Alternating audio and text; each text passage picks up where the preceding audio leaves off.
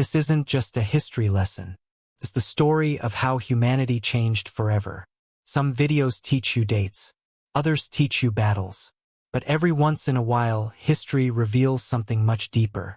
It reveals why our world works the way it does today. For most of human history, war was brutally violent, but surprisingly inexpensive.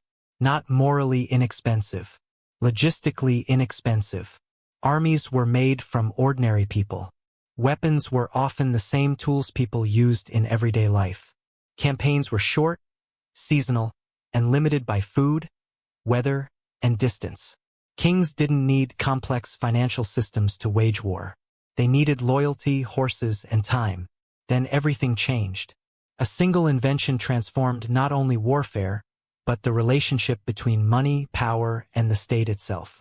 Gunpowder. Most people believe gunpowder changed history because it made weapons deadlier. But that wasn't its greatest impact. Its greatest impact was making war expensive.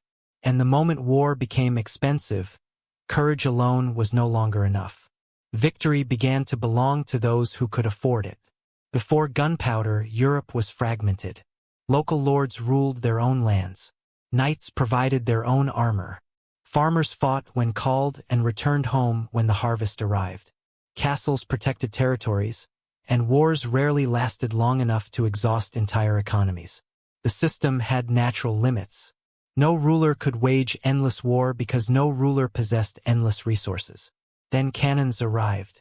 Ancient stone walls that had stood for centuries suddenly became vulnerable. Massive fortresses had to be redesigned with thicker walls, lower profiles, and complex angled defenses. That required engineers. It required materials. It required years of labor. And above all, it required money. Firearms changed armies as well. Training a knight could take a lifetime. Training a musketeer took only months. But musketeers needed weapons, gunpowder, ammunition, maintenance, and a constant supply chain. War was no longer carried on the backs of soldiers.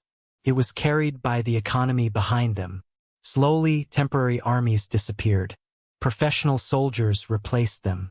Standing armies remained active even during peace. They trained. They consumed supplies. And they expected to be paid every single year. Power began to centralize. Small kingdoms struggled to compete. Feudal obligations were no longer enough. Only governments with stable income could survive this new reality. Gunpowder didn't simply destroy castles. It helped reshape the modern state. But even powerful governments faced an impossible question. How do you pay for endless war? Temporary taxes weren't enough. So taxes became permanent. When taxes failed, governments borrowed. Public debt was no longer an emergency measure. It became a permanent strategy. Credit became a weapon. The rulers who could borrow the most often fought the longest. From that moment on, endurance mattered as much as military skill. Yet borrowing created another problem. Debt eventually had to be repaid.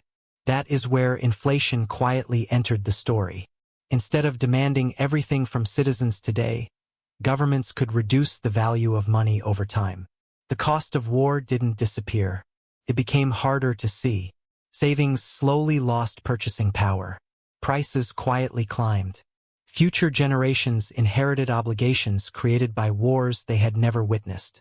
For ordinary people, the battlefield often felt far away. But they still paid the price. Not with swords, not with rifles, but with their wages, their savings, and their future. This is why history matters. Modern warfare is no longer limited by manpower alone. It depends on budgets, technology, logistics, debt, and economic strength. The question is no longer only who can fight. The question is, who can afford to keep fighting? Technology changed the price of power. Finance filled the gap. And once that bridge was built, it became one of the foundations of the modern world. History rarely repeats itself, but it often rhymes.